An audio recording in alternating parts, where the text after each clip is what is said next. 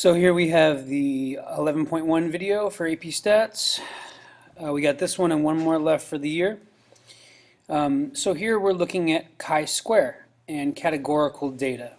So before we get into what that is, let's look at how we'd use that and how it came about, how it's similar to what we've already done, and how it's different. So here's an example problem.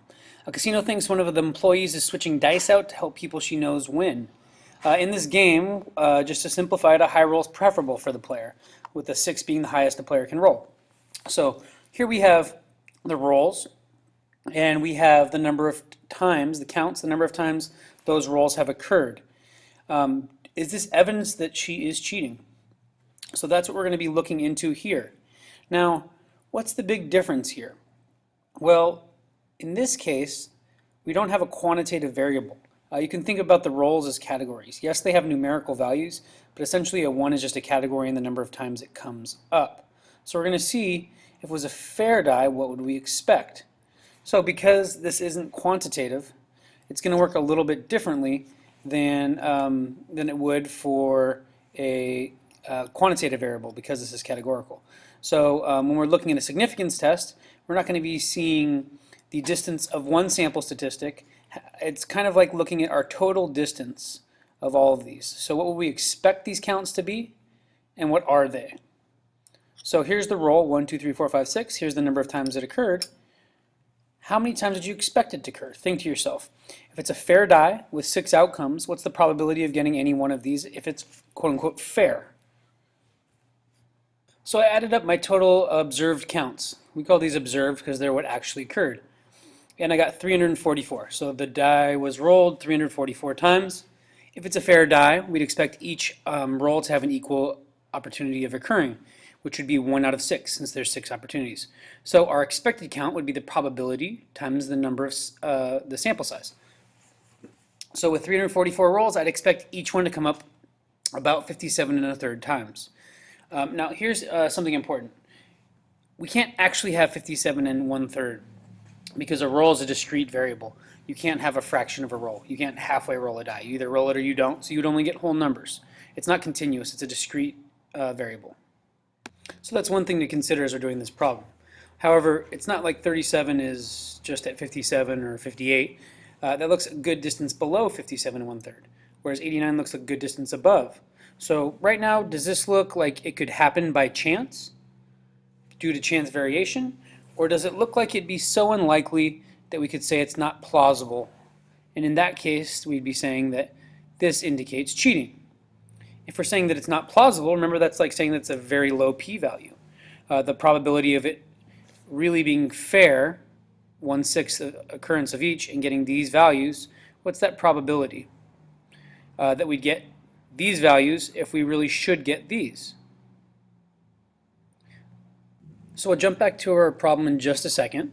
I just wanted to give you a little bit of an idea of where we're going with this. That we have a distribution and we're looking at how far each one of those 6 outcomes is from what we'd expect and seeing if that distance is far enough to say that it's not plausible. It'd be good to go back and review some chapter 1 stuff on marginal distributions and conditional distributions, as well as what association is, and then remember independent events. That's not quite as far back, but that the outcome of one event does not affect the outcome of another. So event A has the same probability of occurring even if B has already occurred, and vice versa. So what we're going to be doing today is a chi-square goodness of fit test. Now we'd use chi-square if we have a categorical variable, not a quantitative variable. And we're looking at how it's different from determining the amount of correlation and how it helps us make inferences. What we end up with is we're going to get a p-value that we'll look at very much the same way we did with significance tests using t or z with sample means and sample proportions. So here, make sure we're not using p-hats when you state your hypotheses. And here we're going to be saying that there's some null hypothesis for the proportion. So here our null hypothesis would be that the probability of each outcome equals 1/6. If we had each outcome had a different probability was the null hypothesis, then we'd state those individually. Here we can just write p sub outcome, or p, the probability of all outcomes equals 1/6. And we're seeing if we're far enough away from that. Now, a one-way table could be used for a categorical variable. That's what we had up there before I added the expected counts. So it's just the observed counts, the value, the categories, which were 1, 2, 3, 4, 5, 6, and then the counts. So just these parts, a one-way table. It could also go the other way around with these numbers on top and these numbers on the bottom. So what I'm going to do is see how far each of these is from the expected count. How far each of these numbers is from 57 and 1/3. And then I'm going to see if that's far enough to say that it's not plausible.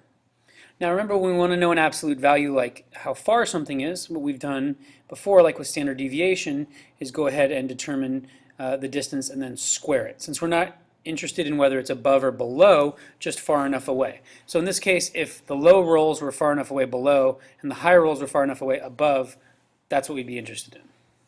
So let's see what that looks like. So now what I've done is I've added in the difference. So observed, the counts, the number of occurrences, minus the expected. And then here's the difference for each. And then squared that. And then what we do is we want to see what percentage of that. So compared to what we expect, we want to see how big is that, because if our expected count was 8,000, being 20 off wouldn't be a big deal. If our expected count is 20 for this, 20 would be a huge deal. It'd be twice as big as we'd expect. So here what squaring, what the difference squared divided by the expected does is let us know, compared to what we expect, how big is the difference, which is really what we want to see. Relative to our data, how big is our difference? So here what we've done is found the difference, how far off was each category, 1, 2, 3, 4, 5, and 6. Then squared it because we're not concerned with the direction it's off. We just want to see if it's far enough away to say that our distribution doesn't follow a fair distribution where everything would happen 1/6 of the time, or 50, each one of these would occur about 57 times. Then we want to see how big is that difference compared to what we'd expect. Well, so we squared it to get rid of the negative or positive sign, just see how far it is. And then we divide it by the expected value to see how big is that. So then we add all those up. What we have down here in the right is very important. That's our chi-square statistic. That's our test statistic. So let's highlight that, let's bold it, and that's what we have of looking at all of our categories and how far off they are. So we'll come right back to this number and what to do with it as your free response question. So to look at what we just did with an equation, here it is. We're finding how far things are from the expected value, squaring them to see the distance and as an absolute value, because we're not concerned with below or above, and dividing by the expected to see how big that difference really is. Then we're adding them all up to be chi-squared. So we represent chi-squared with this symbol here. Now, we're going to have degrees of freedom. If we had more categories, we'd expect more variation. Just like more variables is more variance. So if we had a 20-sided die, then having the same amount of variation wouldn't be as significant, because we'd expect things to be a little bit more off. So we have to account for the fact that more categories would lead to more variance from that outcome, as opposed to looking at just heads or tails, a simple outcome. Or if we had something that only had 3 or 4 possible outcomes, like picking colors of beads from a population of beads. So the more categories, the more we're going to expect it to vary. For that reason, we're going to use degrees of freedom. However, degrees of freedom here, this is very key, is the number of categories minus 1, not the sample size. So here we have 6 possible outcomes, because we can roll either a 1, 2, 3, 4, 5, or 6. Don't get confused that those are numbers, because essentially they're like categories. And they're just, here we're treating them like categories and seeing how far they are. And we're subtracting the number of categories. So 6 minus 1, 5 are degrees of freedom. Large values of chi-squared are evidence against the null hypothesis. So our null hypothesis here was that the probability of each outcome is 1/6. So a large value of chi-squared would say that, wow, we're really far from that actually being true. A smaller value of it would say that we're pretty close to it and would tend to support the data. It wouldn't lead us to accept it. However, it would lead us to fail to reject the null. Remember that we can either find evidence against it, so that our p-value is so strong that it's not probable, or fail to reject it. So we're approximating the sampling distribution here of chi-square. 2 conditions are very much the same, one is not. The random condition. We would need a simple random sample, and if we have an experiment, random assignment, just as before. And the independent condition is also much the same. When sampling with our replacement, we're checking the 10% condition, that we don't sample more than 10% of the population, so that all of our calculations involving those probabilities still are good approximations. And then the large sample size, that all expected cell counts are at least 5. So in this case, we had each of them being above 57 and 1/3. So we should expect at least 5 in each category. Otherwise, we need a larger sample size. This is the main difference, the large sample size. Now, one quick follow-up, you're going to use that chi-square test statistic to calculate a p-value. If we do have a statistically significant result, meaning if we have a p-value less than our alpha level, we'll use 0.05 for alpha level here. Then you're going to go ahead and do a follow-up analysis, and you're going to look at the largest component. What most added to the chi-square test statistic being so large? So here, you're going to look back at our data and say which one of those was farthest off from what we expected. So think of chi-squared as a measure of distance observed from the expected. It's never going to be negative, it's only going to be positive. We squared it there, so it can't be negative. Large values are strong evidence against the null. So the larger the chi-square, the more likely we are to reject the null hypothesis, because what we're saying is a large chi-square test statistic is saying we're really far from what we expected. Small values are weaker evidence against it, suggesting that the data is consistent with null hypothesis. Notice it says consistent, not proving it. It's just saying it's consistent with it. It doesn't prove that the proportions are exactly true. Maybe each of them aren't exactly 1/6, but we don't have enough evidence to say that they are not. And we're looking at the observed value of chi-squared against the sampling distribution. Remember, that's determined by degrees of freedom, categories -1. So here's an idea of what we mean. We would start with at least 2 categories. So degrees of freedom would start with at least 1. 2 minus 1 is 1. This red curve indicates if we had 2 degrees of freedom, how we'd expect the chi-square to be, the sampling distribution to be distributed. Notice that as the number of categories goes up, the center of these curves is moving to the right. Remember, the center is a general indication of a good typical value, the median. So we're seeing that the typical value of chi-square tends to increase as the number of categories increases, which is what I was saying about more categories, the more likely we're going to have differences from what we expect. And you can see that this is not normal. None of these shapes are normal here, although we're approximating getting more normal here at degrees of freedom equals 10, though it's still not normal. So we're kind of in a different area there as far as the shape of these goes. But this should give you a good idea of how much we'd expect our chi-square test statistic to be with different numbers of categories. So first, go to DISTR on your calculator. That's under second vars.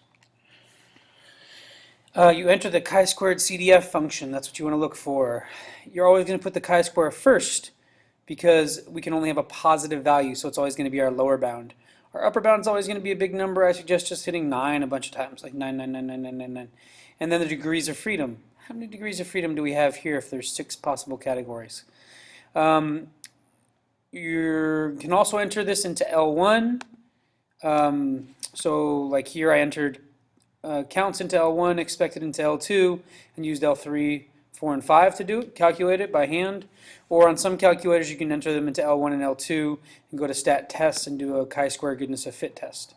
So for your free response, what I want you to do is use chi-squared CDF here in order to determine what our p-value is, and then interpret that p-value just as we've done before in the conclude portion of our answer.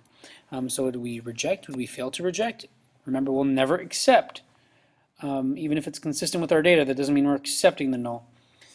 And then I'd like you to do a follow-up. If you do find the results statistically significant, meaning you find that the p-value is less than alpha, then say what is the biggest component to that? Meaning what is furthest away from what we expected up here. So pause right now, run that, and then here comes your multiple choice. So there's your free response. You're calculating that p-value. If you need to go back, feel free to go back. Also, there is help in your book on how to do chi-square on the calculator on page 683 and using data on 687. Remember to talk about in the free response also what observed count is furthest. So that's doing the analysis on what's the largest component in it. And then how do we determine degrees of freedom for chi-square test statistic from these options? So pause now and look over the lesson summary, look over some of the examples, and then go ahead and answer this question.